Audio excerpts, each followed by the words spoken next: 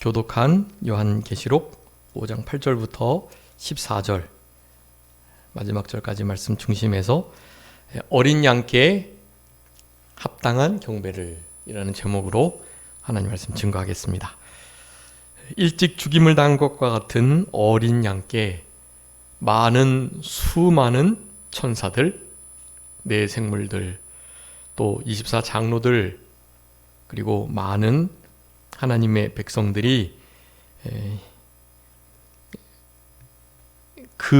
바로 그 어린 양께 하나님의 오른손에 있었던 그 두루마리를 취하셨던 그 어린 양, 하나님의 약속의 말씀, 특별히 구원과 심판에 관한 일들을 과연 누가 성취할 수 있을까를 생각하면서 그렇게 울면서 아주 크게 애곡하고 애통했던 우리 사도 요한을 눈물을 멈추게 하시고 그 두루마리를 취하셨던 그 바로 어린 양, 그 어린 양께 합당한 경배를 드리는 모습을 오늘 8절부터 14절까지 묘사하고 있습니다. 그래서 우리 이병규 목사님의 강해서에 보면 8절부터 14절까지는 4대 4가지의 찬양, 그렇게 나옵니다. 4대 찬양의 그 내용들, 찬양을 하는 중요한 그 이유들을 밝히고 있거든요. 특별히 찬양하는 이 모든 이들을 이렇게 가리키는, 그러니까 거기 13절에 보면 하늘 위, 땅 위, 땅 아래, 바다 위. 그러니까 모든 피조물을 가리키는 것입니다. 모든 피조물요. 하늘 위라는 것은 하늘을 포함해서 그 하늘의 더 위쪽, 그러니까 어디를 가리킬까요? 모든 우주 만물을 가리키는 것입니다. 하늘, 그냥 하늘은 이제 그냥 우리의 달과 별이 떠 있는 그 정도, 그리고 구름이 지나가는 그 정도, 거기가 보통 이제 우리가 하늘이라고 부르는데, 그 하늘 위에 이제 사실 여러 가지 권역이 나눠져 있는데, 그러니까 그냥 한마디로 하늘 위라고 하면 지구 바깥쪽에 있는 광활한 우주까지도 다 가리키는 것이라고 할 수가 있겠습니다. 그래서 결국에는 13절에 그렇게 말씀하죠. 하늘 위, 땅 아래, 바다 위, 그 가운데 있는 모든 피조물들, 모든 피조물들이 그렇게 보좌에 앉으신 분, 그리고 어린 양께 이런 영광을 돌려드리고 있습니다.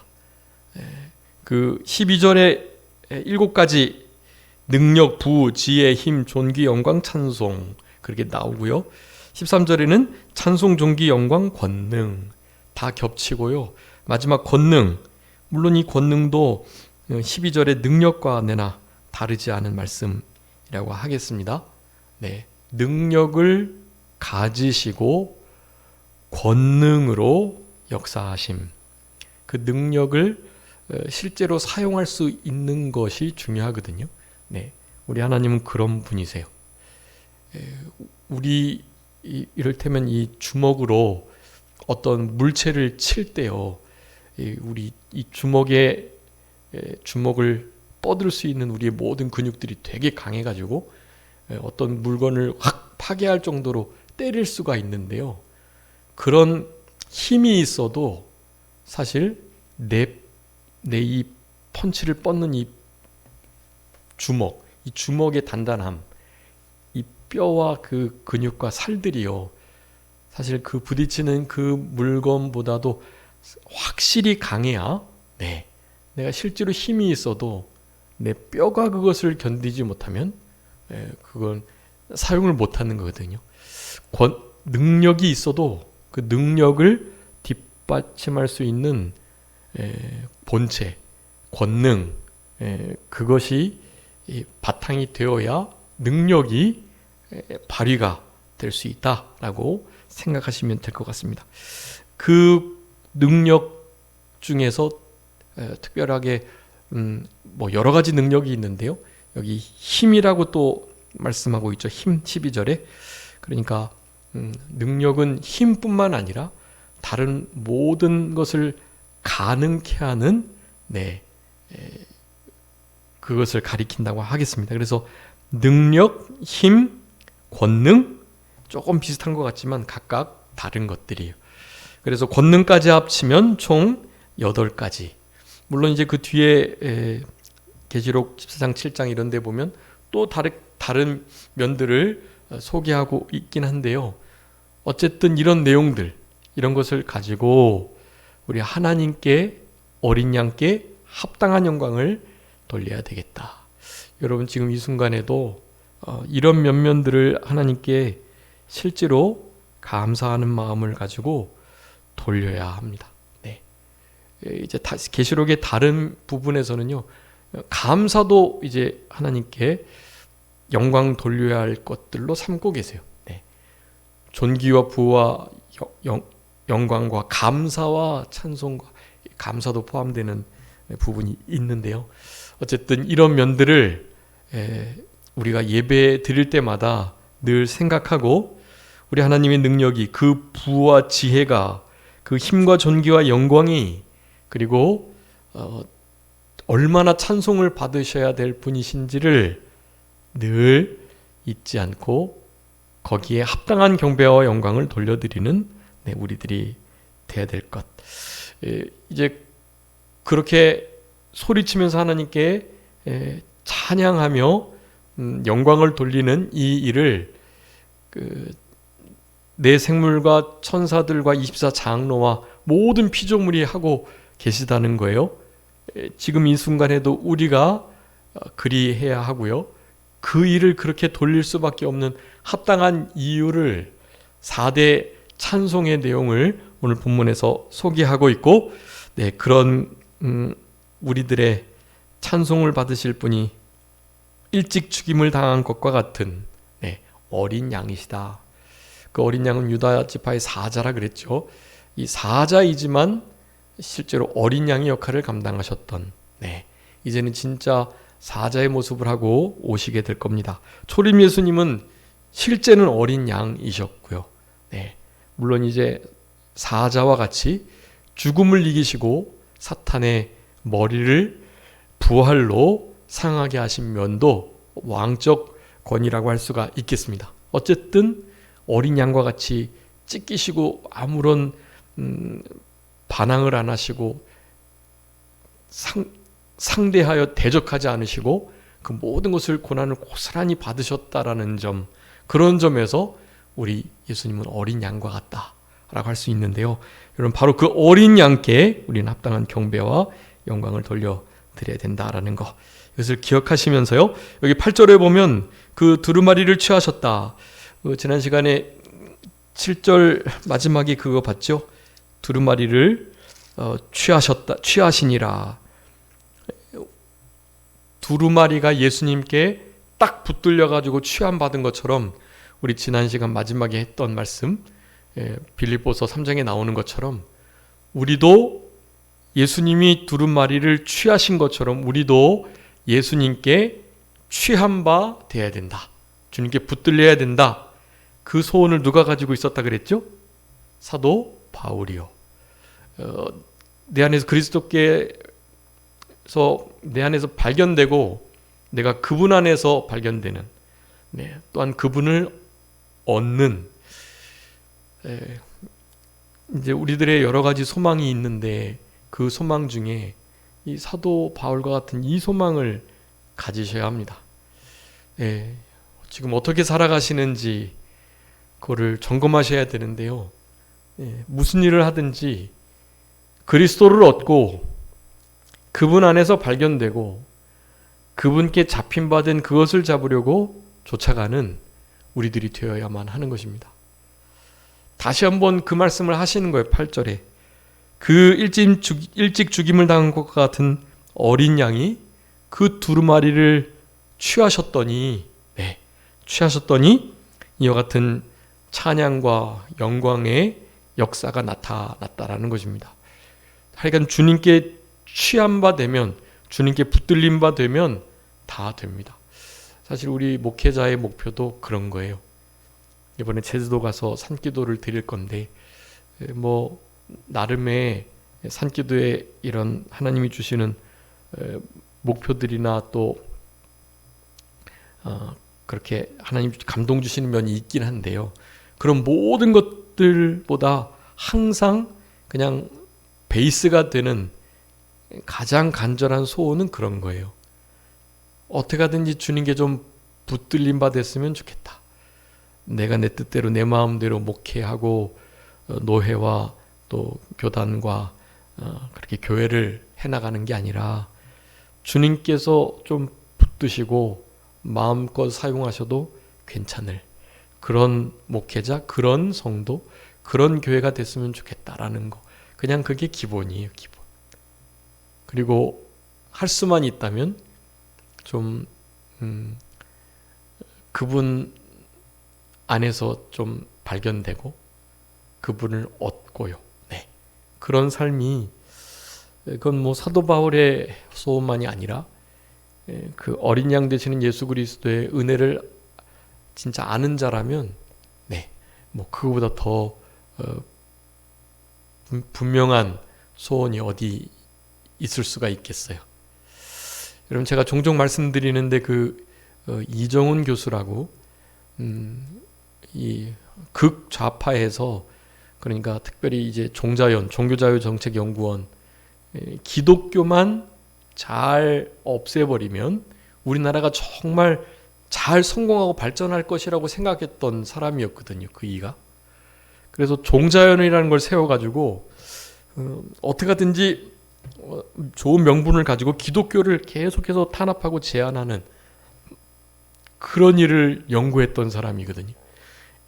그가 이제 출가해가지고 승려가 됐어요. 네, 승려가 돼서 불교는 호국 불교, 이 우리나라의 아주 뿌리와 같은 종교이기 때문에 불교에 관한 모든 건물들은 국가에서 이게 국가적 큰 재산이니까 아주 유물이고 유산이고, 그러니까 그걸 막 적극적으로 지원해 줘가지고요. 사실 그 법당 어디 무슨 사, 그 절들은요 막 국가에서 어마어마한 지원을 받아서 관리하고 계속해서 조금씩 좋아지고 막 그래요. 그게 이제 어쨌든 그게 우리나라의 실제 문화유산이기도 하니까요. 그러니까 불교는 그렇게 지원이 계속 되고요. 네, 기독교는요 다른 나라에서 전하여 들어왔다고 막 이방 종교로 여기면서 네, 기독교에 대한 탄압이 얼마나 심한지 몰라요. 처음에는 안 그랬거든요. 아시는 것처럼 기도와 또 성경 위에 선서를 하고 세워졌던 우리 대한민국이잖아요. 그래서 괜찮았거든요. 그때는 뭐 다 믿는 분들이 정말 하나님께 붙들려 가지고 실제로 지혜롭고 똑똑한 이들이었으니까 다 대부분이 막, 그러니까 그게 전혀 그런 게 없었지만 네, 그 독립선언 33인 중에 천주교는 없습니다. 네, 천부교 그리고 기독교가 16명, 15분인가 그렇고 불교에서 3명. 네, 그리고 뭐 하여간 또 다른 종교 하나 더 종교에서 있고 천주교는 당연히 없었죠. 네, 어쨌든 그런 우리나라였었는데 말이죠. 네, 기독교를 아주 암암리에 계속해서 탄압하고 또 어떤 공직자로서는 예수님을 믿으라는 그런 시그널을 보내지 않아야 될 것을, 그것을 하게 되면 실제로 분위기도 지금 그렇고요. 그것을 하게 되면 그냥 공적 영역에서는 당연히 그렇다 치지만 그냥 일반 이런 거리에서도 예수님을 믿어야 구원받는다라고 말하면 예수님만이 유일한 구원의 길입니다라고 말을 하는 순간 네, 다른 모든 종교들을 차별하는 것이고 다른 종교를 향한 혐오를 일으키는 말이기 때문에 실제로 잡혀가는 일이 되는 거예요. 네. 근데 그이가 우리 주님을 만났고 그래서 지금 정말 그리스도인들을 핍박했던 사도 바울이 돌아와가지고 사울이 바울이 됐던 것처럼 사도 바울의 역할을 감당하는 정말 귀한 하나님의 종으로 지금 쓰임 받고 있습니다. 근데 그가 했던 간증 중에 하나가 제 마음을 늘 그렇게 울리는데요. 다른 게 아니라 자기가 이제 주님께로 돌아오고 나니까 너무 진리가 뛰어나고 복되니까 나 주님이 좀 나에게 사도 바울 같은 지혜를 주셔가지고 막 모든 이론들을 파하고 모든 종교들을 그냥 다 누를 수 있는 그런 능력을 좀 주시고 자기가 뭐 이제 진짜 사도 바울 이렇게 하면서 제가 모든 걸 다 하겠습니다라고 이제 하면서 일을 막 해나가는데 그분이 이제 실제로 좀 신비적 경험을 하면서 주님을 만났고요. 그러는 중에 우리 주님이 또 한 번 자기에게 나타나셔가지고 그렇게 자신을 위로하는데 그런 느낌이 처음 사랑을 회복해서 더 일을 많이 했으면 좋겠다는 생각을 가졌을 때 진짜 나타나셨는데 얼굴과 얼굴을 대면하여 막 보는 그런 느낌이 아니라 그냥 예수님의 발만 보인다는 거예요. 발만. 네. 그리고 자기가 예수님을 만나면 이것저것 해달라고 하나님 요거는 해줘야 되고 이거는 이렇게 해야 되고 한 게 되게 많았는데 그런 것이 전혀 생각이 안 나더래요. 네. 그러면서 그냥 바라는 것 딱 한 가지. 그게 뭐냐?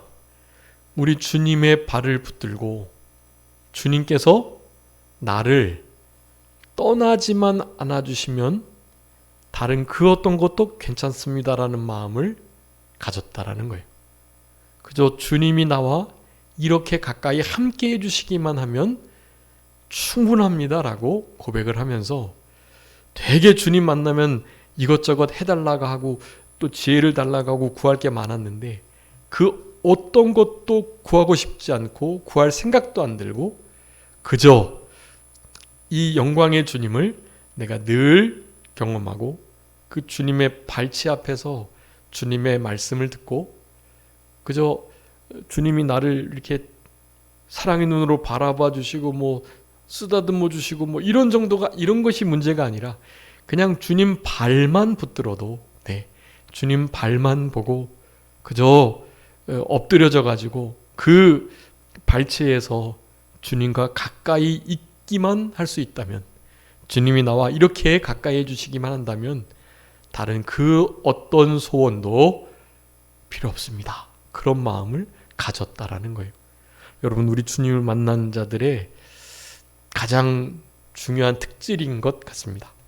40일 금식기도하고 내려오면서 금식기도하지 않은 20일 금식기도하는 사람들이 하나님의 사람들 같이 보이지도 않고 성도로 보이지도 않고 네, 40일 금식 정도는 해야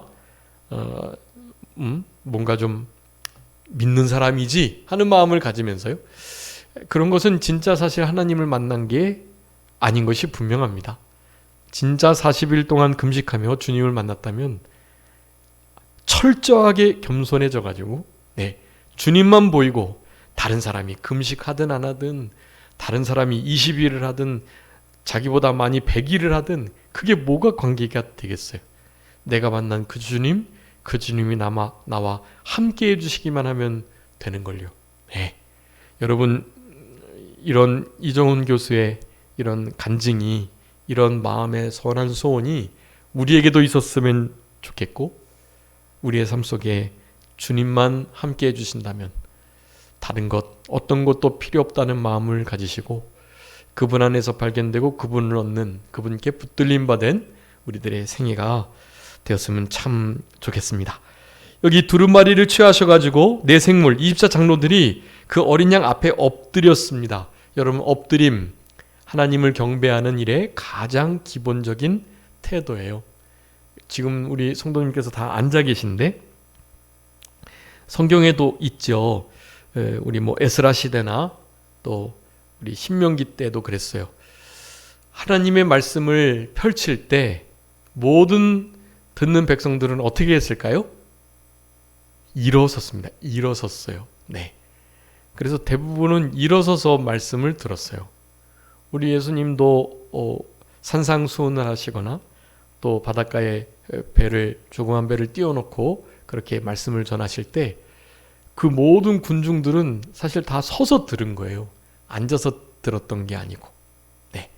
하나님의 말씀을 지금도 유대교 회당에서는 말씀을 펼칠 때 다 모든 회당에 있는 이들이 일어나게 되어 있습니다. 그런 조금 거룩한 예배의 모습이 사실 지금도 좀 남아 있어서 우리가 흔히 그 송영이라고 하죠. 예배 처음 들어갈 때 그리고 예배를 마칠 때 보통 자리에서 일어서서 하나님을 찬양하고 마지막 찬양도 하나님께 일어서서 하며 축도로 예배를 마칠 때 그때도 일어서서 하나님께서 나를 축복하시도록 그렇게 겸손한 태도를 취하는 것입니다. 네. 어떤 교회에서는요, 이를테면 막 세족식 같은 것도 하는 그런 교회들에서는 보통 무릎을 꿇고 실제로 이 예배당 이 앉는 의자에서 내려와가지고 무릎을 꿇고 기도하기도 하고 그래요. 왜냐하면 우리의 육체의 모습이 우리 예배에 실제적으로 영향을 미치는 경우가 아주 많기 때문에 그렇거든요. 엎드려 절하고 무릎 꿇고 손을 들고 이런 것들은 실제로 우리 마음이 그러한 것을 표현하는 아주 중요한 수단들이 되는 것입니다. 마음에 쌓인 것이 말로 나오듯 우리의 하나님을 사랑하는 겸손한 하나님을 높이는 태도가 손을 들고 무릎을 꿇고 엎드려 절하고 그런 모습으로 주로 나타나게 되는 것이니까요. 실제로 그렇게 드리지 않고 말씀을 펼칠 때 일어서지도 않으시고 그냥 자리에 앉아 계시긴 하지만 우리의 심령은 어때야 된다? 겸손하게 엎드려져서 절하고 손을 들어 항복하고 주님 앞에 흔히 부복 한참 낮아져서 머리를 조아리는 그런 겸손한 태도, 그런 태도를 가져야 되겠다. 그 어린 양 앞에 그 위대한 네 생물과 24장로들이 엎드려졌다라는 거예요. 그러면서 그들이 각각 검은고 향이 가득한 금대접을 가지고 있었다라고 표현합니다. 이 검은고, 여러분 우리 하늘나라에 가면 뭐 검은고 가야금, 뭐 첼로, 뭐 기타, 뭐 이런 거 있는 거 아닌 거 아시죠? 네.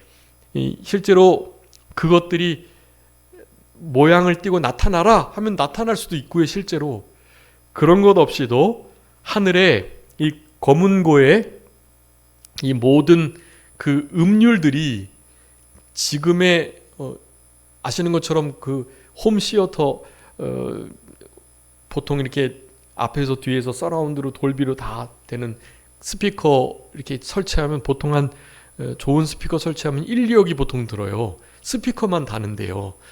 근데 그런 곳에서 들으면 있잖아요. 실제로 이렇게 모든 방향에서 진짜로 이렇게 소름이 돋을 정도의 너무나 이렇게 고급진 그리고 진짜 전율이 흐를 정도의 감동이 되는 그런 음악들을 경험하게 된다고 합니다. 아직 한 번도 경험해 보지는 못했는데요. 지금 이 스피커가 이렇게 우리 성도님들께 늘 이렇게 소리를 내고 있는데 참 조금 더 편안하고 그런 소리를 해야 되는데 음향 시설이 갑자기 소리도 나고 그래서 그런 게 참 죄송스럽기도 한데요.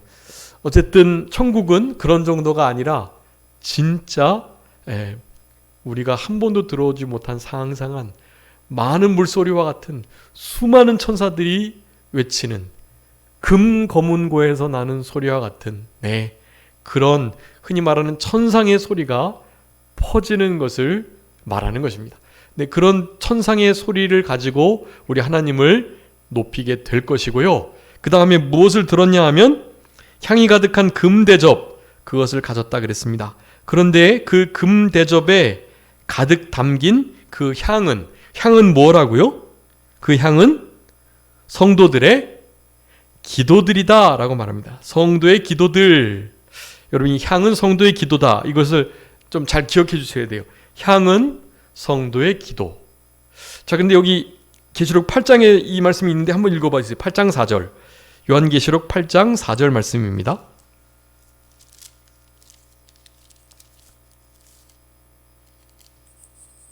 향연이 성도의 기도와 함께 천사의 손으로부터 하나님 앞으로 올라가는지라. 아멘. 자, 향이 있는데 그 향이 냄새도 풍기면서 어떤 일정한 모양을 갖춘 연기로 올라간다는 거예요. 연기. 자, 그러니까 향과 향연은 다르겠죠. 거기 계시록 8장 4절에 향연이 성도의 기도. 성도의 기도는 뭐라 그랬죠? 향이라 그랬죠. 그래서 향연과 향이 천사의 손에서부터 하나님 앞으로 올라간다고 그런 거예요. 그러니까 24장로와 네 생물과 그런 이들이 천사들이 이렇게 검은고와 또 금 대접을 가지고 향로를 가지고 거기 안에 담긴 향 그리고 그 향연 그것을 하나님께로 올려드린다라고 말하는 거예요. 우리 하나님께서는 그 향과 향연을 보시고 기뻐하시고 영광을 받으시는 거죠. 자, 그러면 향은 성도의 기도들이라 그랬고 향연은 뭘까요? 향연. 여러분, 기도가 무엇이 받침이 되어야 된다고 늘 말씀하죠. 무엇과 기도가 일치가 된다 그러죠. 어디서부터 나오는 기도? 네, 하나님의 말씀. 그 말씀을 붙들고 살아가는 성도들의 삶이요, 삶. 말씀에 부합한 삶을 향연이라고 그러는 거예요. 향연, 말씀에 부합한 삶은 무엇이겠습니까? 결국 선한 행실이 선한 행실. 우리 마태복음 5장 16절에 말씀하죠. 너희 빛을 사람 앞에 비치게 하여 그들로 너의 착한 행실을 보고 하늘에 계신 하나님께 영광을 돌리게 해라. 이 착한 행실이 하나님께 영광이 되는 거예요. 향과 향연이 하나님께서 받으심직한 하나님께 영광을 돌리는 것이 되는데, 즉 착한 행실은 하나님의 말씀을 중심으로 살아갔던 성도들의 선한 행위다. 즉 향의 대접에 담겨있는 향과 향연은 무엇과 무엇이다? 기도와 선한 행실이다. 여러분, 기도는요 삶이 바탕이 된 기도가 되어야 된다는 거예요. 그냥 말만 해서 기도를 하는 게 아니고요, 우리의 삶이 받침이 된 기도. 우리 잠언에 늘 말씀하죠. 다른 사람의 부르짖음에 귀 기울이지 않는 자가 하나님께 부르짖는다 할지라도 하나님께서 그 부르짖음을 들으신다 안 들으신다? 안 들으신다. 그런 부르짖음을, 하나님 말씀을 순종도 안 하면서 부르짖기만 하는 그 부르짖음을 우리 주님은 도리어 가증히 여기신다라고 표현하고 있어요. 삶이 바탕이 된 기도가 되어야 하는 것이에요. 문제는 삶도 제대로 못 살아가고, 그렇다고 그러면 기도라도 좀 해야 되는데, 삶도 이렇게 바탕이 못 되는데 무슨 기도를 또 드려? 기도도 안 하고요. 그러면 안 되는 거예요. 삶이 바탕이 되는 기도가 가장 최선이지만, 그렇지 못할 때는 기도라도 드리고, 기도라도 못할 때는 선한 행실로 살아가고요. 이 두 가지를 함께 가는 것이 최선이고, 그렇지 못하다 할지라도 착한 행실을 통해 혹은 하나님 앞에 시간을 들여 머무는 참된 기도의 삶을 통해서 하나님 앞에 향연을 올려드릴 수 있는 우리의 삶이 되어야 하는 것입니다. 그래서 시편 기자는 실제로 이 향 그리고 향연이 우리 하나님께서 받으심직한 제사와 같다, 그렇게 표현을 하고 있거든요. 한번 읽어봐 주세요. 시편 141편 2절. 시편 141편 2절.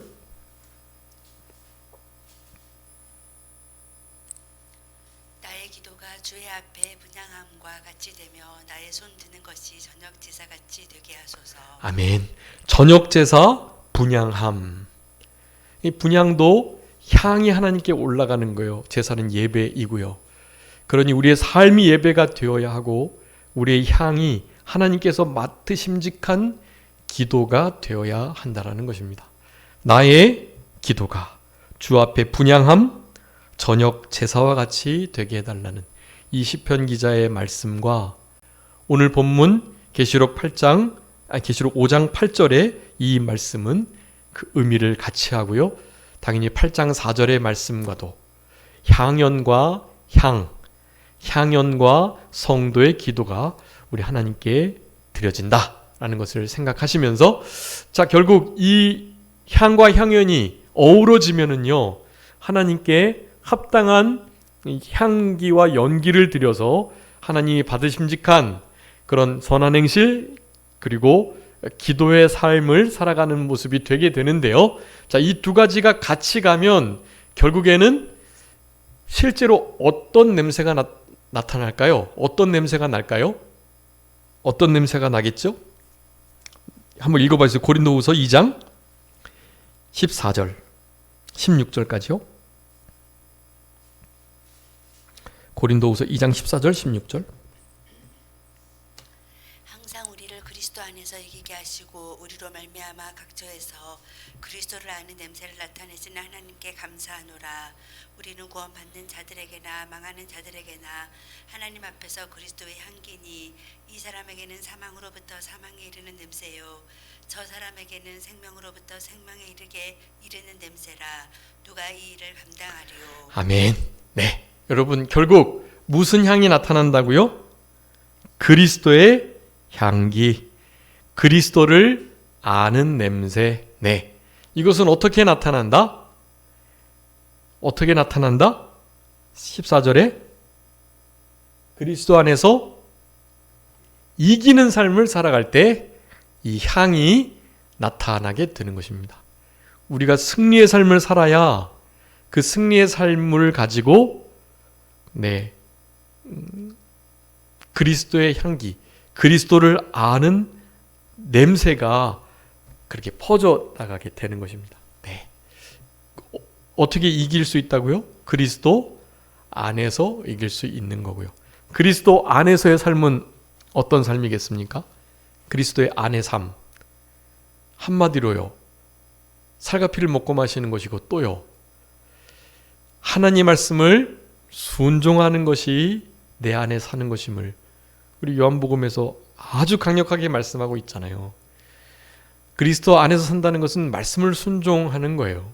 어떤 말씀? 우리 요한일서 3장 23절에 있는 것처럼 하나님 아들 예수 그리스도의 이름을 믿고 그가 우리에게 명령하신 것처럼 내가 너희들을 사랑한 것 같이 서로 사랑해라 하시는 그 계명, 그 말씀을 순종해 내는 것, 그것이 진짜 하나님의 말씀을 잘 지켜내는 것이라고 할 수가 있겠습니다. 주님을 믿고 신뢰하고 사랑의 계명을 준행해 나가고, 우리 로마서 5장 5절에서처럼 성령으로 말미암아 하나님의 사랑 우리 마음 가운데 부어질 때 실제로 사랑하는 것도 가능하다.